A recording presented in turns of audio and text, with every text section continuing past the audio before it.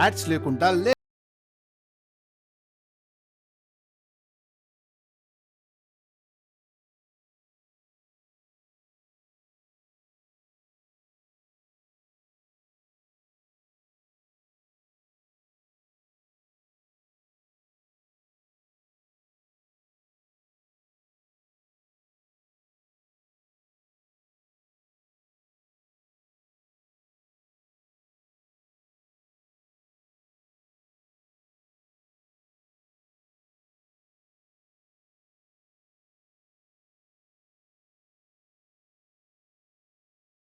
బన్నీ కాపాడుకుంటా.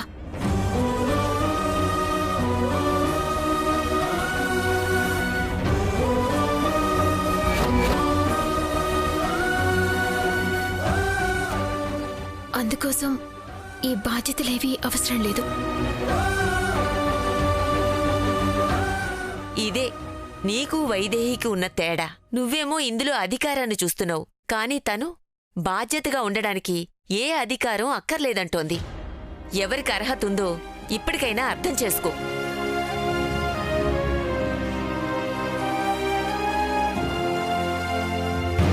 ఎవరి చేతికి ఏ అధికారం ఇచ్చినా అది నా పగ తీరే వరకే. అమ్మగారు అమ్మగారు అమ్మగారు, నిన్న కింద పడిపోయిన పొంగలి ఊరికే బయటపడేయడం ఎందుకని పిల్లలు కుక్కలు తింటాయని పెరట్లో పెట్టాను. ఓ పిల్లి తిని అక్కడికక్కడే చనిపోయిందమ్మా.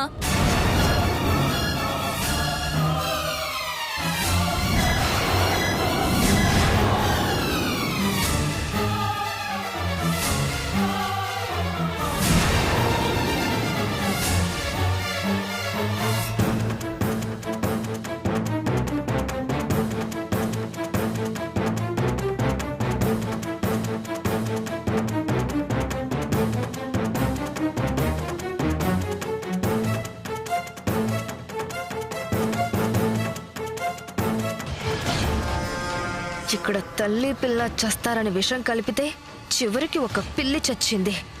ఇప్పుడు వీళ్ళకి అనుమానం వచ్చేస్తుంది.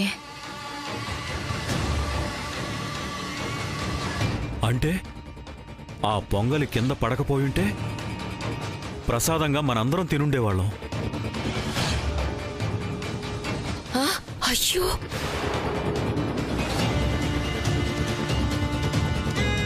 అవునండి, దేవుడి దయవల్లది నేలపాలైంది. లేదంటే ఏం జరుగుండేదో తలుచుకుంటేనే భయం వేస్తోంది.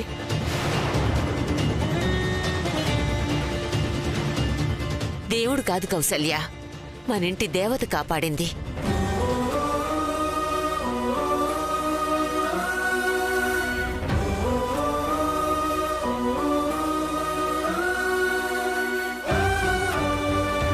వైదేహే గనక ఆ పొంగలి కింద పడేసి తను మళ్ళీ చేసివ్వకపోయి ఉంటే అదే మనం తినుండేవాళ్లం.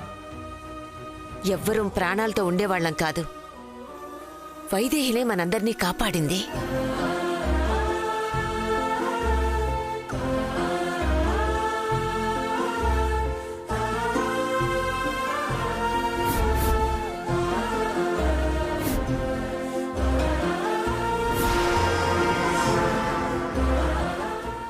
గుళ్ళో పూజ చేసి ఈ కుటుంబాన్ని కాపాడావనుకున్నావమ్మా, కానీ అంతకు ముందే కాపాడావు.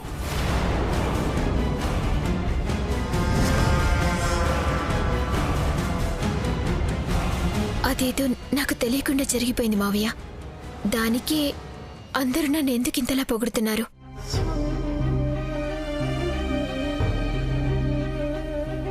నువ్వు తెలిసి చేసినా తెలియక చేసినా ఈరోజు అందరం ప్రాణాలతో ఉన్నావు అంటే నువ్వే కారణం.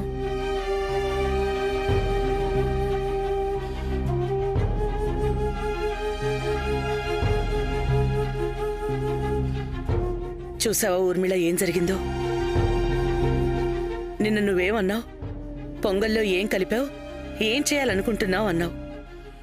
కానీ ఈరోజు నువ్వు మేము అందరం ప్రాణాలతో ఉన్నావంటే దానికి వైదేహే కారణం.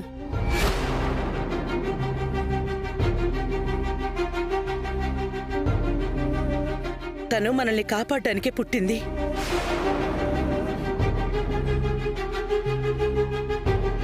ఇంతకన్నా తనకే అర్హత కావాలి చెప్పు? తన చేతుల్లోనే ఈ కుటుంబం సురక్షితంగా ఉంటుంది. అందుకే ఈ ఇంటి బరువు బాధ్యతలు తన చేతుల్లో పెట్టాలని నేనే నిర్ణయం తీసుకున్నాను. నువ్వు కాదంటావా చెప్పు? ఇంకా కాదనడానికి ఏముంది నాన్నమ్మా? ఏ రకంగా చూసినా వైదేహినే అర్హురాలు.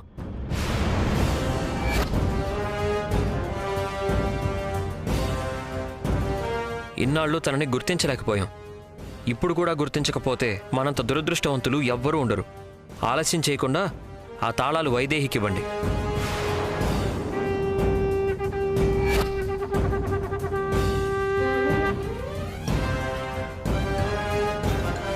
అవన్నీ తర్వాత బావగారు.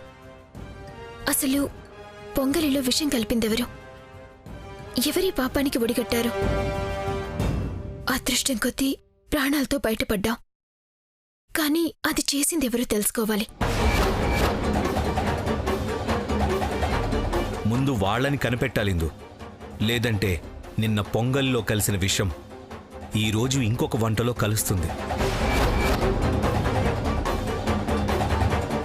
మళ్ళీ ఇలా జరగకుండా ఉండాలంటే వాళ్ళని పట్టుకోవాలి.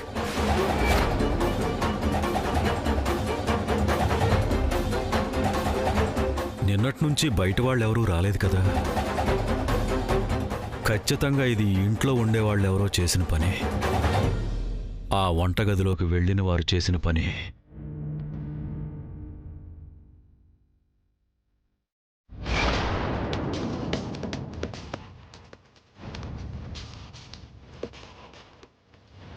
అందరూ వంటగదిలోనే ఉన్నారు కదా? పెద్దమ్మ, ఊర్మిళ, అలేఖ్య, వైదేహి, నానమ్మ అందరూ ఉన్నారు కదా?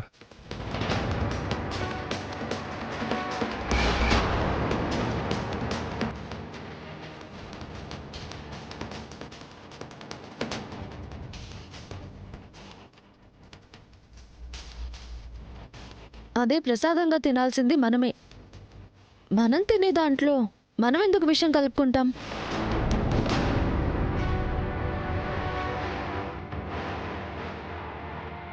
ఇంట్లో వాళ్ళంటే మన కుటుంబానికి సంబంధించిన వాళ్ళు కాదు.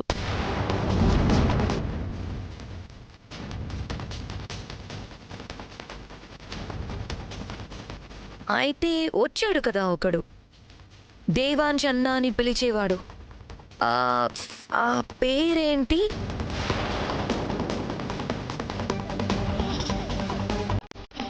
పేరేంటది? మహేంద్ర. వాడేం చేస్తాడు?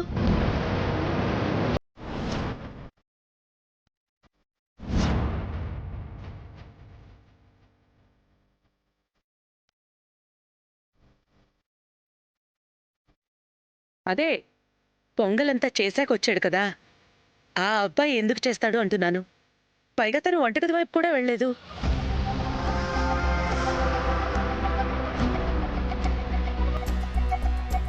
అసలు మహేంద్రాని అనుమానించాల్సిన అవసరం లేదమ్మా.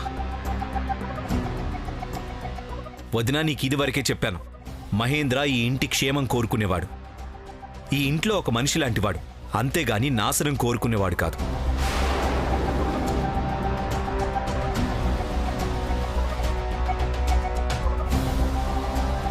అయితే ఇంకెవరు చేసుంటారు?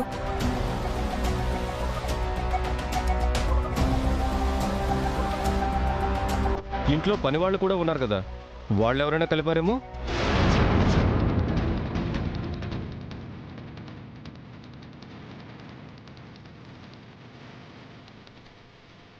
అవును, ఆ అవకాశం కూడా ఉంది.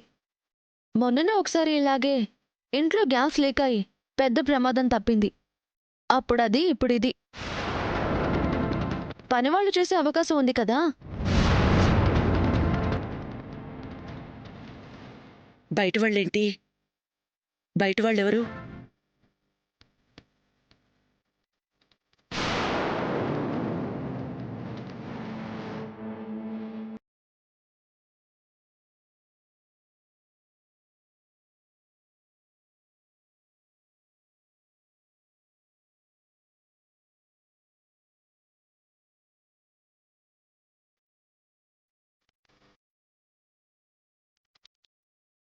నువ్వేమైనా కలిపావా? నేనా? అయ్యో, ఈ ఇంటి కోసం, ఈ కుటుంబం కోసం నేను ప్రాణాలు ఇవ్వడానికైనా సిద్ధమమ్మా. అలాంటిది నేను ప్రాణాలు తీసే పని చేస్తానా? ప్రాణాలు తీసే ప్రతి ఒక్కరూ చెప్పే మాటే ఇది. నీ అంతటి నువ్వే వచ్చావు. డబ్బులిస్తామన్నా ఇంత చోటు చాలు అన్నావు. ఇందుకోసమేనా? అసలెవరు నువ్వు? ఏం మనసులో పెట్టుకుని వచ్చావు? అమ్మా, ఈ కుటుంబం మీద అభిమానంతో వచ్చానమ్మా. మీరు నన్ను అనుమానిస్తున్నారా?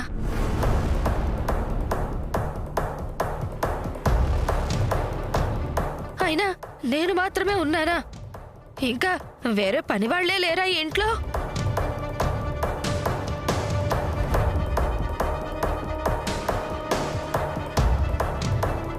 అమ్మా, బాలామణి పొద్దున్నే పెట్టె సర్దుకొని కంగారుగా ఎక్కడికో వెళ్ళిపోయింది. అడిగితే ఇంటి దగ్గర ఏదో పనుందని అమ్మగారికి చెప్పాను అంది. అమ్మా, మీకు చెప్పిందా? లేదు. నిజంగానే బాలమణి వెళ్ళిపోయిందా? అవునమ్మా, వెళ్ళిపోయింది. ఆ కంగారు చూస్తే నాకు ఇప్పుడు అర్థం అవుతోంది. ఇది ఆ బాలామణి పనేనమ్మా.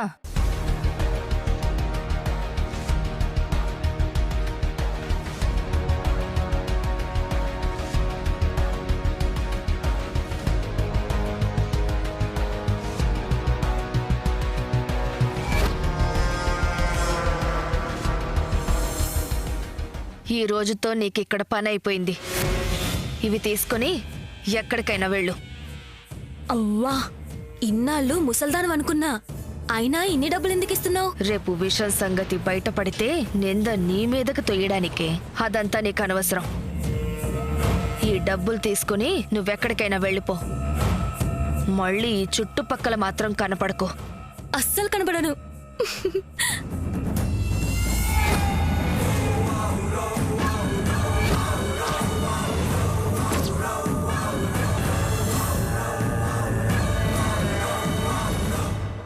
బాలామణి ఇంత పనిచేసిందా? ఎంత మంచిగా ఉండేది. ఇప్పటికైనా అర్థమైందా అమ్మా? అనవసరంగా నన్ను అనుమానించారు. ఈ పరిస్థితుల్లో మమ్మల్ని మేమే అనుమానించుకోవాల్సి వస్తుంది. నువ్వేమనుకోవద్దమ్మా.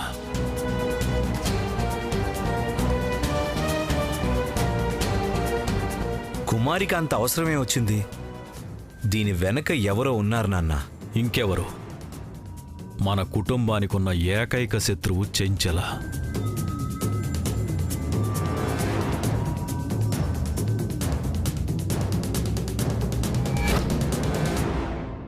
మళ్ళీ మన కుటుంబం వైపు చూడదు అనుకున్నాం, కాని ఇంకా దాని బుద్ధి మార్చుకున్నట్టు లేదు. తెలివైన వాడివి దశరథ రామయ్య. కానీ ఆ చెంచల నీ పక్కనే ఉందని తెలుసుకోవడానికి నీ తెలివితేటలు సరిపోవు. సరే, ఇక నుంచి మనమందరం జాగ్రత్తగా ఉందాం. కౌసల్య, జరగాల్సిన కార్యక్రమం చూడు. సరేనండి. అంజీ,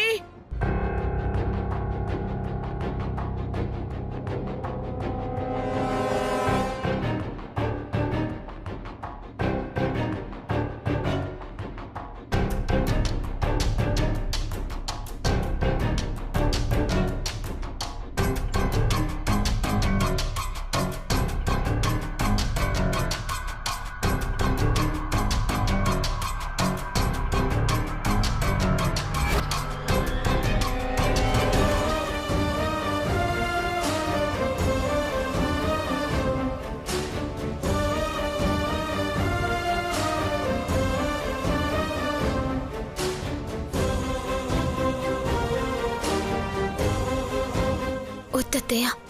ఇంట్లో జరుగుతోంది మొత్తం చూసావు కదమ్మా. ఈ పరిస్థితుల్లో నీకు బాధ్యతనివ్వటం ఈ కుటుంబానికి అవసరం. ఎప్పుడూ ఈ కుటుంబాన్ని ఇలాగే కాపాడుతూ ఉండు. నాన్న దేవాంష్, నీ చేతుల మీదుగానే ఇవ్వరా.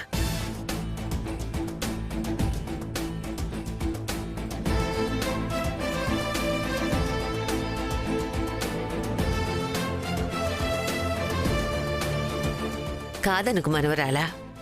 అసలు ఈ ఇంటి బాధ్యత నీ చేతుల్లో పెడితే సమస్య అనేది ఈ చుట్టుపక్కలకి రాదని మా నమ్మకం. తీసుకోమ్మా.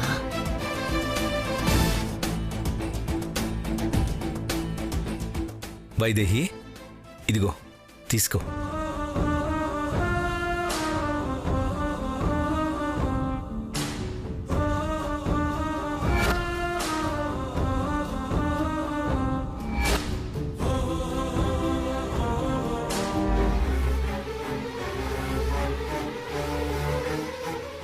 వైదేహి వైదేహి వైదేహి అమ్మా అయ్యో వైదేహి వైదేహి వైదేహి ఏమైందమ్మా? వైదేహి ఏమైందమ్మా?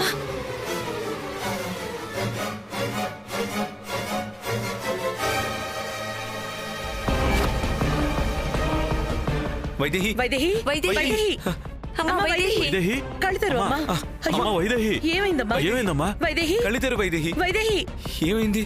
హ, వైదేహి వైదేహి అమ్మా వైదేహి వైదేహి వైదేహి వైదేహి అమ్మా వైదేహి వైదేహి వైదేహి వైదేహి వైదేహి. కళ్ళు తెరు. వైదేహి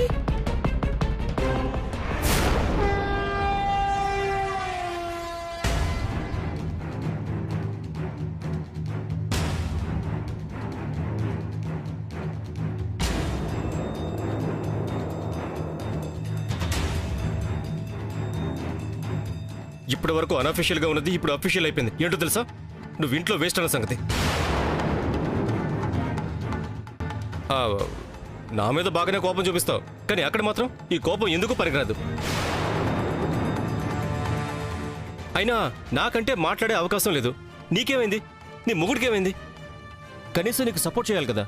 కాళ్ళు లేవు ఓకే, నోరు కూడా లేదా? ఎందుకు లేదు? నా మీద అరవడానికి బాగానే వస్తుంది. ఒకవేళ ఇంట్లో వాళ్ళు నా చేతిలో తాళాలు పెట్టినా ఆయన ఒప్పుకునేలా లేడు. పైగా సపోర్ట్ చేయడం కూడానా? అయినా నీకింకా ఎక్కడో కొంచెం అదృష్టం మిగిలే ఉంది. అందుకే సరిగ్గా తాళాలు ఇచ్చేటప్పుడు కళ్ళు తిరిగి పడిపోయింది.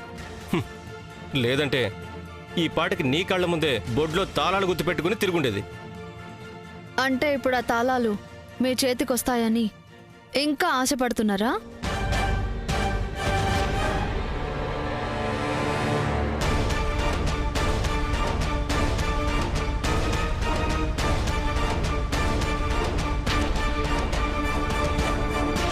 అలాంటి ఆశలు ఏవైనా ఉంటే ఈ జన్మకి మర్చిపోండి.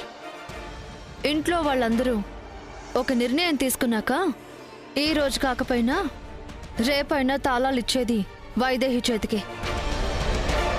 మీకు మిగిలేది ఎదురుచూపే. అసలు ఇలా జరుగుతుందని ఊహించలేదు. ఇలాగే జరుగుతుంది. నిన్న నువ్వు నన్ను దెబ్బతీసావు, ఈరోజు నీకు జరిగింది. నేను నిన్ను దెబ్బతీయడం ఏంటి? డిఎన్ఏ రిపోర్ట్ చూపించి మరీ తానే వైదేహి అని రుజువు చేశావు కదా. లేదంటే ఈరోజు పరిస్థితి వేరేలా ఉండేది.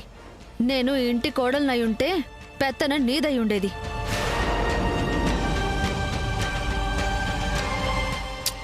ఏవిందో చెప్పాం కదా అలేఖ్య, డిఎన్ఏ రిపోర్ట్స్ మారాయన్న సంగతి దేవాంశ్ కనిపెట్టేశాడు. అందుకే చెప్పాల్సి వచ్చింది, లేకపోతే తను దొరికిపోయి ఉండేది. లేదు వాలి, నేను కోడలనైతే లాభమేంటో చెప్పినా కూడా వైదేహిని శత్రువులా భావించే ఊర్మిళ ఈ పని చేసిందంటే ఏదో పెద్దదానికే ఆశపడింది, నిరాశే మిగిలింది.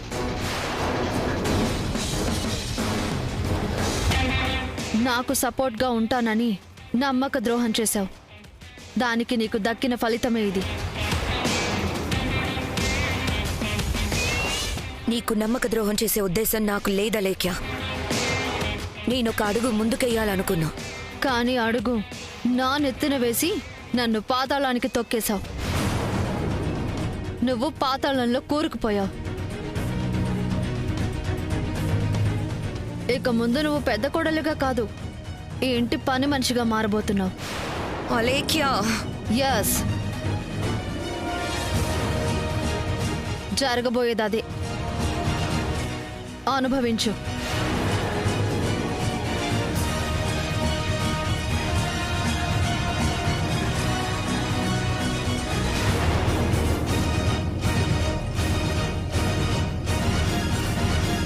అసలేం మాట్లాడుతుందో చూడు. తను అన్నది నిజమే ఊర్మిళ. నువ్వు ఆ డిఎన్ఏ రిపోర్ట్ చూపించే ముందు ఒకసారి అలేఖ్యతో మాట్లాడి ఉండాల్సింది. సొంతంగా నిర్ణయం తీసుకున్నావు. అక్కడ లాభం లేకుండా పోయింది, ఇక్కడ ఎంత అరిచినా లాభం లేకుండా పోయింది.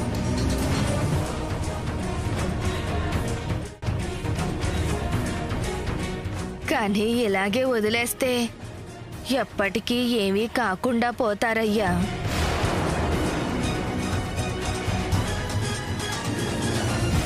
ఏయ్, నువ్వేంటి ఇక్కడ వెళ్ళు.